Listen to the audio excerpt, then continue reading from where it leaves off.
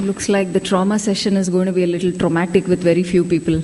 Anyway, so to start off, as you know, this ocular trauma is basically a comprehensive one which involves all the subspecialties right from cornea to neuro-ophthalmology. So here are my contributors to this talk from various departments. So briefly, over the next 30-35 minutes, I hope to cover a bit on the terminology on ocular trauma, the ocular trauma score, pathophysiology of blunt and open globe injuries and their consequences, initial evaluation of a patient as a whole, the spectrum of ocular and adnexal trauma, general principles and the concepts of management, including the surgical aspects, a note on traumatic optic neuropathy, imaging, that is CT scan versus MRI, and if time permits, we could just briefly go on sympathetic ophthalmitis, documentation, medical legal aspects, and various controversies. As you know, ocular trauma is full of controversies. As PGs, I feel these are the two books that you guys need to know and go through, because this gives a comprehensive outlook on the ocular trauma per se, especially the globe. How many of you have heard of BETT? What is BETT? Anybody knows what is BETT? Yes. So why do we need these terminologies? Is mainly for the transmission of data between the ophthalmologists to communicate, that is basically to facilitate the optimal patient care. So what should an ideal trauma system contain? So they should know what the tissue involved is, providing a clear definition of the injury type. So what is the type of injury? You just can't say globe injury and just leave it. So you have to be very specific when it comes to the ocular trauma. So this was by the Birmingham Eye Trauma terminology. So this was endorsed by the various academies, and they satisfied most of the whatever was necessity in that. And they had certain glossary of terms, like an eye wall meant either the cornea or the sclera. So if you say eye wall injury, that means it should ring in your mind that it is cornea or a sclera. And if it is a closed globe injury, meant there was no full thickness injury to the eye wall. Again, the eye wall, so you should know this eye wall. An open globe injury was a full thickness wound of the eye wall. And contusion, again, here is a no full thickness injury, but injury here is either due to the direct energy delivered by the object or because of the change in the shape of the globe, and mostly by the what causes the change in the globe shape of the globe or the internal aspects is the blunt trauma. So the lamellar laceration was the partial thickness wound of the eye. Rupture was a full thickness wound, like in, is there a pointer? Yeah. Mouse only, okay. Yeah. So a partial thickness was the full thickness, and laceration usually was a full thickness caused by a sharp object. Penetrating injury, like in this patient, was an entrance wound and the retained foreign body. And a perforating usually would be an entrance and an exit wound caused by the same agent. So when you say penetrating injury, that means you should think that there could be a retained foreign body in the eye. Or if there is a laceration, it means it is because of the what? Sharp object. So these are the key terms which should say what kind of trauma that is. And each injury in a framework, meaning any of these, like suppose you say it is a penetrating foreign body, that means it is an open globe injury. If you say contusion, that means it is a closed globe injury. So you can just picturize it when it is in one framework. And this ocular trauma classification group, they came up with something based on the mechanism of injury, initial visual acuity of a patient, pupillary movements, and the location of the wound. That is the most posterior location. Where was the last posterior location of the wound?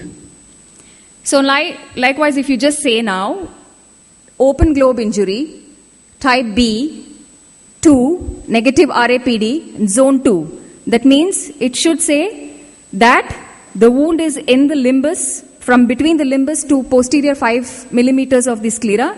There is no RAPD. That means your optic nerve functions are intact. And if they say visual acuity 2, that means you have to know that there is a reasonably good visual acuity of 618 to 636, and it is a penetrating injury. So if they give these codes, that means it is, you can come into this, you can expand the code. Likewise in the closed globe as well. And what is this ocular trauma score? Can anybody tell me what is this ocular trauma score used for? Prognostic factor, exactly. So it is the 6-month prognostic factor. So how did they give this scoring? They gave some raw points here. Like you can see these raw points which are here. Based on the variables used, there were various variables used, and the sum of it was the raw point. Like suppose an example, if the patient had a visual acuity of 1/200 and a scleral rupture in RD, the raw OTS would be a sum of that. That would be 80 minus 23 minus 11, so that would be 46. And based on this, they gave the ocular trauma score. So every raw OTS had a OTS adjoining to it. So in that patient, probably the OTS would be 2. That means his visual acuity of 20/40 would be only 15%. So higher the OTS, better the prognosis. So now you have done the theoretical aspect of OTS and BETT and all that. So what would you do when the patient comes to you with a trauma? Take a step back here. I mean literally take a step back and see patient as a whole. Because most of you might not be in just an eye hospital. You could be in a general hospital and you could encounter various other subspecialties as well. And know the ABCDE of trauma. That is the airway, the breathing, the circulation, the disability, and you might have to expose a few parts to see what exactly is the injury. Polytrauma may involve other systems, record all the vitals, the mental. You're a doctor first, so you have to see that portion also. So the mental status and the quick examination of the fractures for respective areas, referrals. And if you feel that patient has got an unstable vitals, impaired mental status, serious non-ocular injuries, and if you think you're not capable of handling it, kindly refer. So what are the general history that you need to take here? Because your basic examination again depends upon the general history, because most often times we might have to take up the procedure under general anesthesia, so it becomes very important to know when the last feed was. Most often we forget that unless the anesthetist tells us when was the last feed done, then the bulb rings. Oh yeah, when was it? I forgot to ask. So have that in your mind. Know the systemic ailments, all the medications. Are they allergic to anything? Was there any bad history as far as the general anesthesia was concerned? All this should be there in your mind.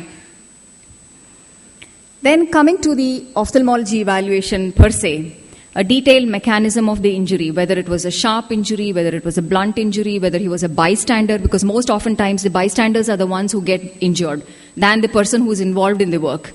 So exact time of injury, because if it is a medico-legal case, it becomes important to know that what was the place of injury, what was the material, because organic foreign bodies versus inorganic foreign bodies, iron foreign bodies, these all can cause certain reactions.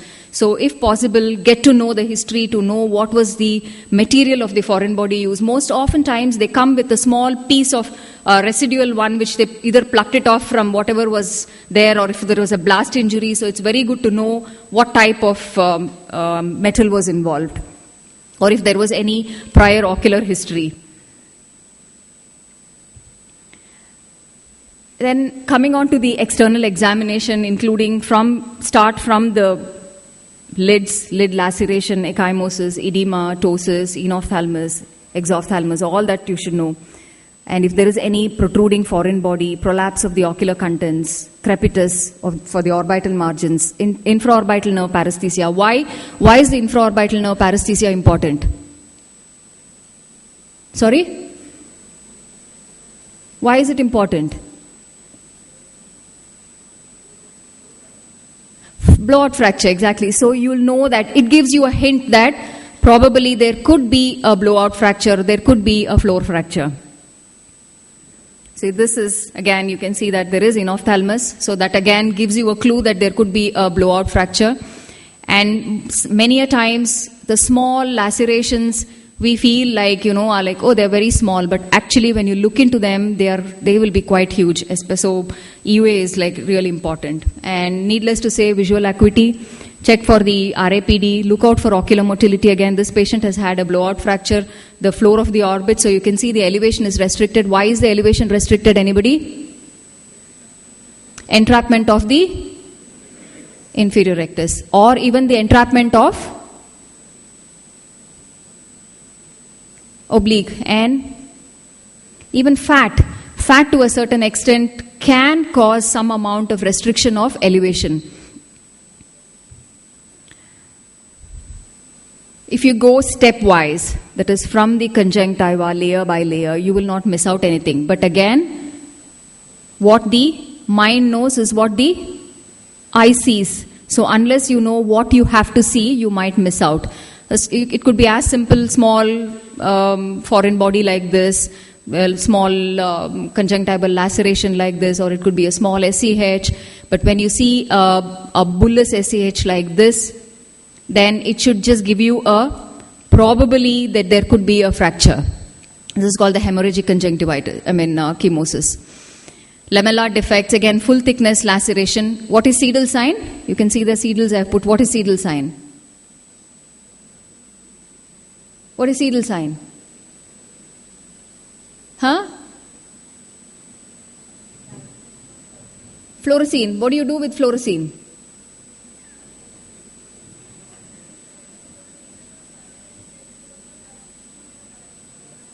Yes. And what do you see it? What filter do you use for that? Good.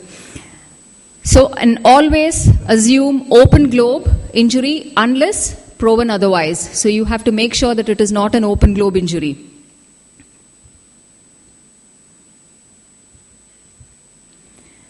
So intact conjunctiva does not always exclude a scleral wound. So you should know this. Look for it. Conjunctival wound may be away from the scleral wound. And when in doubt, don't hesitate to post for EUA. Like this patient had a very small, inconspicuous looking medial canthal tear. But then when we took the patient under EUA, you can see the amount of ragged edges and the amount of avulsion that he has had. He also had a medial canthal canalicular laceration as well. So what do you look for in the anterior chamber? The cells, flare, hyphema, hypopyon, foreign body, all this you know. So each of it, like layer, go stepwise. Look for deepening of the anterior chamber, for posterior dislocation of the lens, or is there any iridodialysis like in this patient, or is there any shallowing of the anterior chamber? If there is a shallowing of the anterior chamber, probably there is a corneal tear. There could be a choroidal detachment, anterior subluxation of the lens, partial subluxation. Sometimes there could be a total anterior dislocation like this, or there can be a sphincter tear like this, and sometimes a small buttonholing of the iris. When there is a buttonholing of the iris, what do you suspect? A foreign body. So that should be in your mind that there is a buttonholing of the iris, so that means there could be a foreign body. So have that in your mind that there could be a foreign body inside. So defects in the capsule, zonular rupture, vitreous in the AC, vitreous in, like sometimes if they've had an old cataract surgery or something, there could be a vitreous in the section also. Now, checking the IOP is a bit of a controversial thing here. As I told you, ocular trauma is like loaded with controversies.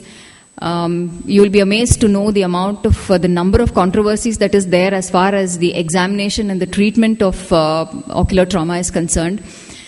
So, grossly, if you feel that there is not much of a rupture globe, you could very diligently look for the intraocular pressure. So, the low IOP indicates a scleral rupture. So, we should be very careful not to put any pressure on the globe. High IOP could be having a closed globe injury, or there could be sometimes a pupillary block, aqueous misdirection can be there, but that doesn't mean to say that you should actively look for IOP. Please don't do that mistake of trying to do a digital intraocular pressure management or even applanation for that matter. It is detrimental and it is contraindicated in open globe. Examination of a retina could be a little difficult aspect, especially if there is a vitreous hemorrhage. You won't be able to see what is there behind. You might have to defer it sometimes, especially in open globe injury. You need to correct it first, correct the open globe injury, close the wound, wait for some time and then see. Again, likewise, even B-scan here, when you look at it, is a controversy whether you really need to do a B-scan. But some people say we can, depending. Again, it is tailor-made to the patient. You can't really generalize it. So what is now coming to the pathophysiology of trauma? This could be your exam question in what is the pathophysiology in rupture globe. So it's called the inside-out mechanism, where there is an ocular compression which leads to the momentary increase in the intraocular pressure and the globe gives way. Where does it give way? Sorry, I can't hear. At the insertion of the recti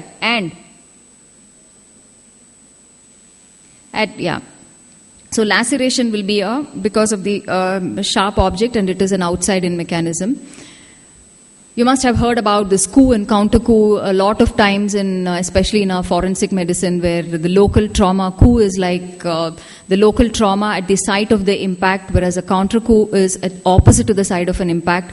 Ocular compression, which happens in the anterior-posterior direction. As I told you, it expands in the equatorial plane and ruptures. As you said, it is mostly at the insertion of the recti. And oscillation can cause vitreous-based avulsions and choroidal ruptures. Descemet's, lens capsules, zonules, Brooks, all this can take up trauma to a certain extent. Beyond that, they gave way. So if you see here, this patient had an old cataract surgery done, and because of the trauma, the intraocular lens expulsed out, and you can see some amount of iris incarcerated in it. They could have hemorrhages at the disc, optic nerve avulsion they can have, and if they've had any previous injury, it can rupture at the site. So you have done the basic evaluation. Now comes what do you want to do, image, to see if there is a foreign body or not, or if there is a fracture or not. What would be your first choice? What is the first choice that you think a patient should have, the imaging? I give you 3 choices: X-ray, CT scan, MRI. X-ray. How many of you for X-rays? Raise your hand. Why X-ray? Can you tell me why X-ray?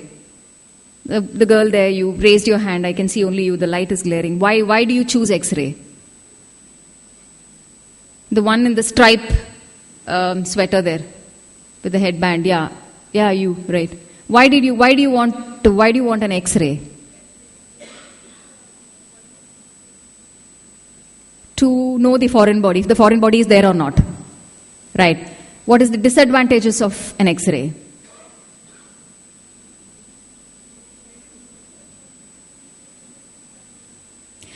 Yeah, see, now the plain X-ray is actually obsolete. We don't really advise or ask for a plain X-ray unless you just want to rule out foreign body, whether foreign body is there or not there. That is all. Beyond that, X-ray does not give you any clue in the management aspect.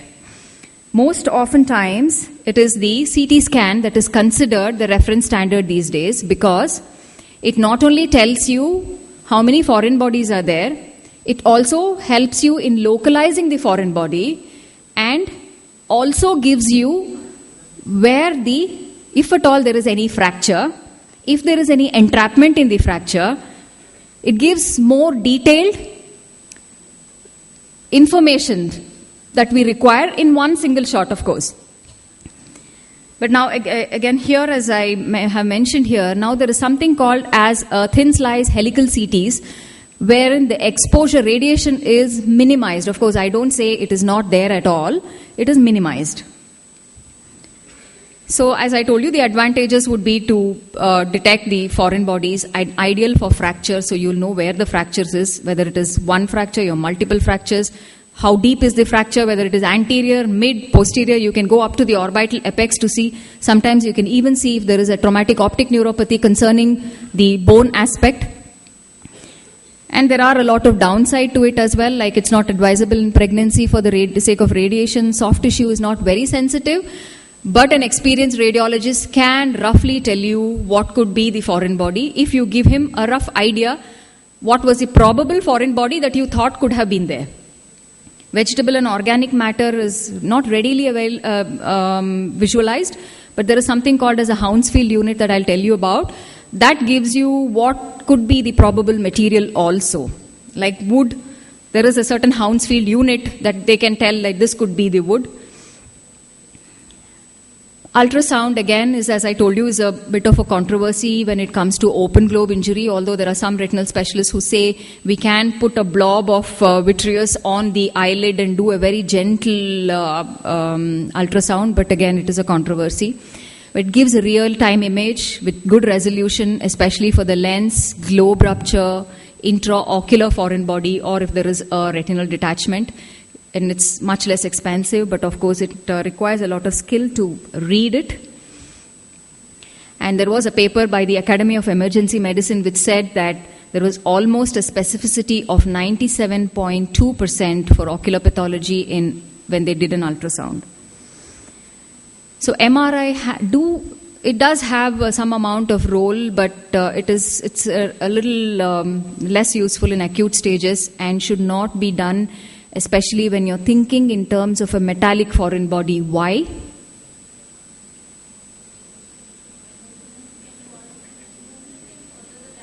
Yes, because it can move. So that is why we generally don't say. And then it becomes a little difficult to locate the foreign body. So that with that aspect, it might not be of great use. And the management planning. So most of these patients come to us out of chance rather than by choice. So you have to establish a good amount of rapport with the patient, not just with the patient but with the attender as well. The nature of the injury, the implications, the prognosis should be explained. Witness for the consent is very important for the medico-legal aspects. And if you feel that your center has got a good surgeon who can handle it, who has got a good setup and capable, know your limitations, and then plan for the procedure. The protocol says that the absolute emergency is chemical injury, expulsive choroidal hemorrhage, orbital abscess, and an expanding orbital hemorrhage. Expulsive, choroidal, and orbital hemorrhage. So these are the absolute emergency that you need to do immediately. The rest fall under urgent, within 24 hours, 24 to 72 hours, and within 2 weeks and such. The preferred method of examination, or even sometimes your treatment, would be under general anesthesia for reasons that are quite obvious. Though in an open globe injury, restoring the anatomical integrity is the main factor to reduce the risk of infection, to avoid further injury to the intraocular contents, and preventing excessive corneal scar, and astigmatism comes at a later point. So ideal suture would be a tenno nylon. Recognition of anatomical landmarks, the limbus, the stellate edges and pigments, all this gives you a clue as to how to align it. So understanding the effect of sutures on the tight sutures, loose sutures, how do you need to place the sutures, and all these sutures need to be at right angles to the injury, burying of the knot, and the other one is the Roske-Hayes technique. Does anybody know what that is? Okay, bow tie. I've written there bow tie. How should the bow tie be?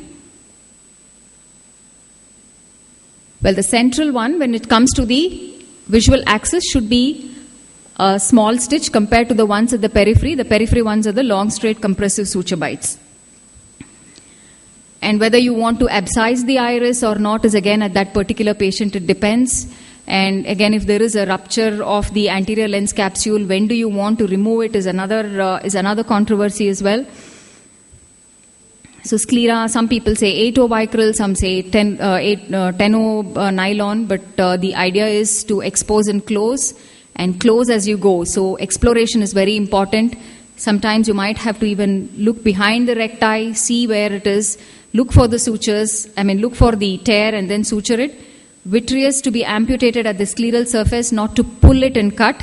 And if there is any uveal contents or if there is retina and other things which is there, it is better to reposit. You have to reposit. No better, you reposit. Post-operatively, a broad-spectrum antibiotic, IV steroid, cycloplegics, again, all these are for the patient, for that particular patient, whether it's infected or not. It depends on that. So now when you come with an open globe injury, the wound is exposed. If there is no tissue prolapse, clean and suture the wound. That is the concept. If there is an iris prolapse, if it is non-contaminated, you can reposit if it is viable. If it is not viable, you abscise it. Choroid retina prolapse, reposit all of it that is possible. If there is a vitreous prolapse, excise in flush with the scleral base. Traumatic hyphema is something that we all encounter, whether it is a blunt trauma or if it is a penetrating injury, we do encounter traumatic hyphema.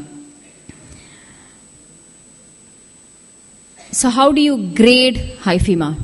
Now you have the picture there, but can anybody tell me how do you grade? Okay, look at the picture and grade it for me. Huh? What? Okay. Yes, I can hear you. Excellent. What is grade 4 called? 8 ball. Why is it called 8 ball hyphema? No. Yes, it is 8 ball of the billiards. And that is what color? Black. So that is why it is called ball of 8 hyphema. So what are the complications of hyphema? Is again, rebleed is what we are most oftentimes worried about. It is associated with higher complication rate in larger hyphemas, young patients, Hispanics, sickle cell anemia patients, black patients on aspirin, and in patients who present more than 24 hours after injury. These are the patients that you should be a little wary of and watch for rebleed. And glaucoma can occur in these patients. Why? When there is better to initiate therapy if the IOP is more than 30 millimeters of mercury in acute and 25 millimeters of mercury for more than 5 days, you have to initiate therapy. Angle recession of more than 180 degrees can again cause glaucoma. Corneal blood staining is another thing that happens if the IOP is more than 25 millimeters of mercury for more than 6 weeks. So the earliest sign of the corneal blood staining is a straw yellow discoloration, which is like, central deep stroma, and slowly it proceeds and it becomes a deep yellow. So initial red coloration is because of the extracellular hemoglobin and oxyhemoglobin in the central deep stroma. And subsequent brownish color happens because the oxyhemoglobin is converted into hemosiderin within the keratocyte cytoplasm. And clearing happens from the periphery to the center and takes almost 3 years for total cleaning. Optic atrophy can follow if the traumatic hyphema is, if the intraocular pressure is more than 50 millimeters of mercury for 5 days or 35 millimeters for 7 days, and PAS for more than 8 days. So the management guidelines, again, we have a lot of thing which comes again with the supportive care, the various investigations that we need, what are the medications that you give and you don't give. More than giving, the don't giving is very important here. And when do you intervene surgically? So moderate activity with head and elevation and shield is what they recommend. Even if you don't shield them, it is okay, but they say not to patch. So investigation for the complete blood count, platelet count and all that. Medications, no aspirin for the simple fact that they can rebleed, so no aspirin in these patients. Surgery you can do if IOP is not under control, and usually it is the paracentesis and the AC wash. So when do you intervene surgically? When the intraocular pressure is greater than 60 millimeters of mercury for 2 days, or if the total hyphema with the intraocular pressure of more than 25 millimeters of mercury for 5 days, or if there is a microscopic corneal blood staining, and if the hyphema fails to resolve to less than 50% of the anterior chamber volume by 8 days. So this is when you surgically intervene. So what are the other factors that can cause glaucoma in trauma? Would be traumatic uveitis, trabecular meshwork, disruption, hemorrhage, lens-associated like lens-induced glaucoma, angle recession, inflammation, pupillary block, and even inciderosis. So how do you treat now, whether you want to do a trab or without, a trab with and without mitomycin, again depends upon the significant amount of angle damage which is there. If there is a good amount of damage and extensive injury and your glaucoma is not under control, probably you can do a trab with anti-metabolite and relatively mild trab without metabolite. If there is a good control with the medication, probably you should stop with that. Now with the injury to the lens, when you see a patient with injury to the lens, these are the things that should go in your mind. These are the things that you have to look for. First of all, is there a lens? Or if not, where has it gone? Like, has it come into the anterior chamber? Has it gone into the vitreous? How is the anterior capsule? Is the lens opaque? Is it visible from in the posterior chamber? Is there any vitreous, phacodonosis, subluxated? I mean, because all these things is what should run in your mind for your subsequent management. Should we remove the lens at all? What do we do if it is cataractus? What is the approach? Is it possible to implant the IOL in the first sitting? Primary implantation of the IOL is again another controversy in trauma. Probably a small localized opacity in the periphery without embedded foreign body can be left alone. And wait for it to come into the visual axis, and then you can think about it. Primary lens removal is if the anterior capsule is so badly broken that the lens material leakage is there, you can think about the primary lens removal. Again, this is a controversy. What happens if the posterior capsule is ruptured, and what happens if the wound gets infected? Could it go into the vitreous is the main concern. And if the opacified lens in the young, why do you want to remove the lens if the patient is young? So what? Amblyopia, yeah. And if it is prolapsed into the anterior chamber, definite indication for you to remove it. And it becomes very challenging if there is vitreous, and depending on the patient, younger the patient, the more challenging it is, and if they require any additional vitreoretinal procedures. So primary implantation is usually not recommended if there is a severe inflammation, endophthalmitis. All these are a total contraindication to implant the intraocular lens immediately. You can wait for the wound to stabilize and then probably implant an adequate number intraocular lens. So if it is dislocated into the posterior chamber, better to remove it within a week because the results are much better. Dislocated IOL should be removed with vitrectomy, so couple with your vitreoretinal surgeon. As I told you, trauma is a multidisciplinary approach as far as the ophthalmology is concerned, not to hesitate to take any help from any of the subspecialists. So macula and retina, you could now, before I go into that, maybe one by one you can tell me what could be the possible retinal problems that you can encounter in a patient with trauma. RD.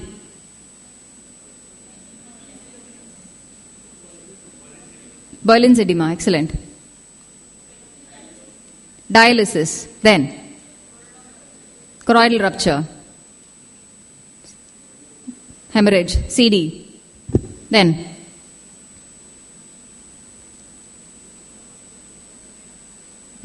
Excellent, good. So let's see if we have completed that. Choroidal rupture, you said? Yes or no? Yes.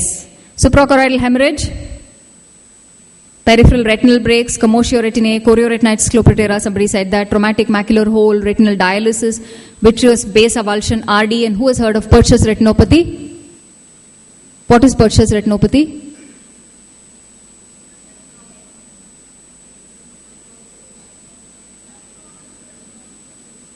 Trauma to the chest, yes, it can cause Purchase retinopathy, yeah.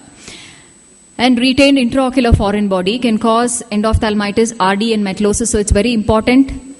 The current concept is to remove the retained intraocular foreign body, however benign you feel that it is, especially when it is in the vitreous and the retina. So the ocular signs would be the corneal wound, localized lenticular opacity, iris hole, heterochromia, pupillary asymmetry. Always rule out intraocular foreign body in any patient with trauma who you're suspicious of that there could be a penetrating injury. You have to rule out foreign body. Otherwise, you can get into trouble with the medico-legal portion of it. So you have to image them, and CT scan is the way to go. Management of the intraocular foreign body requires immediate closure of the globe and removal of the IOFB. Delay from anything even more than 24 hours can cause endophthalmitis, so you should be really careful about it. Broad spectrum IV antibiotics. Now again, whether you want to give intravitreal antibiotics or not is again a controversy, especially if there is no infection, signs of infection. Some say you should not give intravitreal antibiotics. Some say yes, you might have to give intravitreal because we don't know what the foreign body is. So that is another controversy. For you to know what are the types, how many controversies are there in trauma. So the removal depends upon the location, size, type, number, associated conditions like cataract, vitreous hemorrhage, retinal tear, and detachment. So you have to consider each of these points when you're thinking about removal of the foreign body, intraocular foreign body. Now comes the interesting part as far as I'm concerned. So the lids, adnexa, and orbital trauma. Actually, if you look into any of these, the BETT, the ocular scoring, and all that, most of them have a very consciously not included lid, adnexa, and orbit into it. I don't know for whatever reasons, but then they say that if you have an orbital trauma or if you have lids and adnexal trauma, that is against the visual outcome in a patient. But I fail to understand why it has not been included in the basic trauma scoring. So you have to look for the retained, if there's any retained foreign body, lid margin repair, look for the ocular motility, as you all told, why we need to look for ocular motility. Eyelid movements, because traumatic ptosis can be there in eyelid movements. Tear passage is very important. Very small medial canthal tear can have a lacrimal, you have to check for the lacrimal patency, and you have to diligently look and know about the fractures of the orbit. So a margin tear like this, if left untreated, can give an ugly scar, and the alignment is very important. So what is the alignment key that you think of when there is a lid margin tear? What anatomical landmark that you have to reposit? Gray line. Where is the gray line? In association to the meibomian glands, where is it? Yeah. So the gray line alignment is very important. Three sutures, that is at the gray line, anterior to the gray line, and posterior to the gray line. Usually I use a 6-0 silk, because we need that to stay at least for 2 weeks. Otherwise, your tarsus will not heal, and it can give you a notch. And what are the other things that can happen if you don't align it properly? What happens to the lashes? Trichiasis. What is trichiasis? Right. Okay. So even a bad trauma like this, if aligned properly, can give a good cosmetic appearance. So alignment is all that is required in a lid tear. It is like a jigsaw puzzle. Don't take off anything. I have seen PGs telling that tissue not viable, excised. Please do not excise anything in the lid. Probably the only tissue loss that can happen in a lid tear is in a dog bite. Very good. It can happen in a dog bite, and also in a very bad road traffic accident where the patient is pulled along the road. But even then, there you can still see the tarsus, and the tarsal alignment can be done. So examination is very, very important, and not to tear away and snip away the lid is the criteria.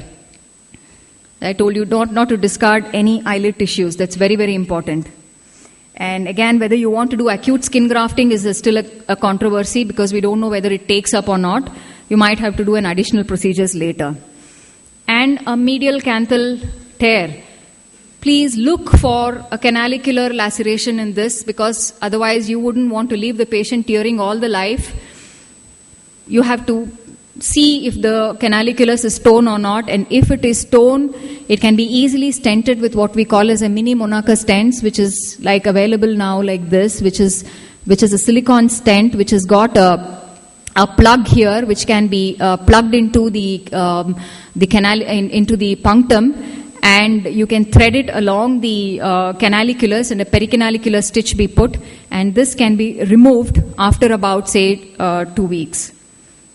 No, not 2, up to 4 weeks you can keep it. What do you see in this? What should have not been done in this? The first picture.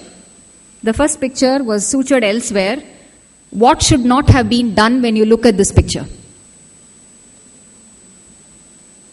Quick, I'm running out of time. What they have done which should not have been done? Probably sutured, I'll give you a clue, probably sutured by a general surgeon. Yeah, somebody said that. Eyebrow. Never shave the eyebrow. The general surgeons have got this concept of shaving the eyebrow. We don't shave the eyebrow simply because we fail to get the alignment. That's very important. As far as the aesthetic portion of the eye is concerned, it is very important. So never to shave the eyebrows. And if it is sutured badly like that, don't hesitate to remove it and resuture it. So you can see the pull here.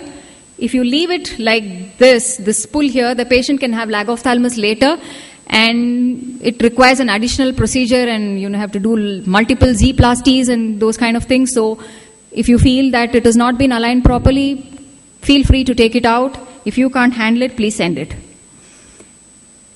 Again, if the lid margin is not aligned properly, you can have a ectropion like that, as a Z-plasty was done, and you can see down there. If you can't do it, please refer it, not to give a bad primary suturing like this. They have done a primary enucleation in this patient, and you can see how they have aligned the lid. You see this medial lid is gone inside the globe. I mean, it is not supposed to be there. Or other extreme is not to suture it at all and leave it like this, where the medial portion of the lid was avulsed. Then a note on fractures. A blowout fracture can be pure and impure, and a white-eyed blowout fracture. What is a white-eyed blowout fracture?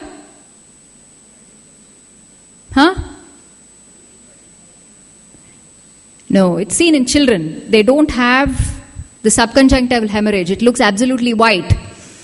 Unless you look for the motility in the children, you might miss it. It might look grossly orthophoric, but if you ask the patient to look up is when you will feel that there is an entrapment. So pure blowout and impure blowout, I'm sure you know. Do you know? Do you want me to tell you? What is impure? Rim. Involvement of the rim is impure blowout fracture. So again, as I told you, you have to look for all these things, the ocular motility, the enophthalmos, diplopia. And what is this classic sign called? Teardrop.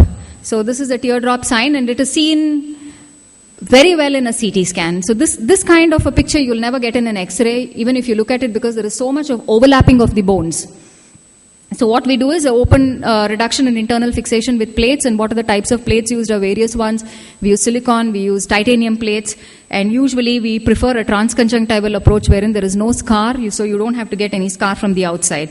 So this was another, I'm sorry I don't have a preoperative picture of this lady. She had a medial wall fracture, so I went in a transcaruncular approach and put the plate in, so you can see the full movements that she has and the pre and post diplopia. This is a confusing diplopia. Don't try to read this, because she had multiple muscle thickness, and because of the inflammation, and it gave a very confusing diplopia charting. But you can appreciate the amount of diplopia that is reduced after the fracture reduction and with amount of steroids. So orbital foreign bodies is again a high index of suspicion, especially in gunshot, blast, metallic, non-metallic foreign bodies. So you should know what are the presentation is, the pain on movements. They can present with orbital cellulitis, restricted ocular motility. They can have fistula, discharge, diplopia, ptosis, and even lagophthalmos. So this patient had this huge glass piece embedded in his orbit. It was almost into his cranial cavity, and he had a discharging sinus. So we had to, and this was the removed foreign body from the same patient. So MRI to be avoided in case of suspicion of a ferrous or a magnetic foreign body for obvious reasons that we know. And localization of the foreign body is very important, and that happens again with your CT scan, so you will know where exactly even you can even position the foreign body. So this was another like iron foreign body, and this was a bullet injury which went in. You can just see all he had was this small conjunctival tear, and this foreign body had grazed through his orbit, and it had gone into his lacrimal lamina pepraceae, and it was almost in the maxillary sinus, ethmoidal sinus, so we had to remove it. So basically, eyelid trauma can be as subtle as this, or as obvious as this, or as inconspicuous as this. Can anybody see anything in that? Yeah, there is a bird there. So if you look at it, look for it, you can find it. So that is supposedly a Sri Lankan frogmouth, and a very rare species found. It is found in India as well. So a traumatic optic neuropathy, a short note on this, induced injury to the optic nerve occurring anywhere along the nerve's intraorbital and the intracranial length, and the hallmark of it is the decreased vision, partial or complete, again temporary, or it could be permanent, it can be immediate, it can be delayed. So it has a huge spectrum. Loss of visual fields. Look for RAPD. Unless you look for RAPD, probably that is the only sign that you can immediately get it, especially if the patient is a bedside bound. You can still check the vision with the near vision card. So classifications. Just sum it up. Yeah, we'll sum it up. So again, this is again direct and indirect. The site of injuries, depending on where exactly it is, anterior or posterior. And there could be associated multiple system trauma. Color vision, look for visual fields if possible, as I told you, RAPD, and investigations are your VP, VER, CT, MR. So compression, I think we'll skip the pathophysiology, you could probably read it in your books. And management is the current management would be the steroids. And retrobulbar hemorrhage is again a lateral canthotomy. Cantholysis has again got controversy in it, whether you really need to do, because a negative pressure can bring in more blood is what they say. And if you're in doubt, especially with ocular trauma, it is always good to have a damage control team. Form your own team and feel free to discuss with each of them, get to know what to do if you can't handle it, and if you can even refer to them and take the help. Thank you. So we will skip the sympathetic ophthalmitis. There is a talk in the APOTS tomorrow, so you all can attend that to know more about sympathetic ophthalmitis. Not tomorrow, on the 8th. Thank you.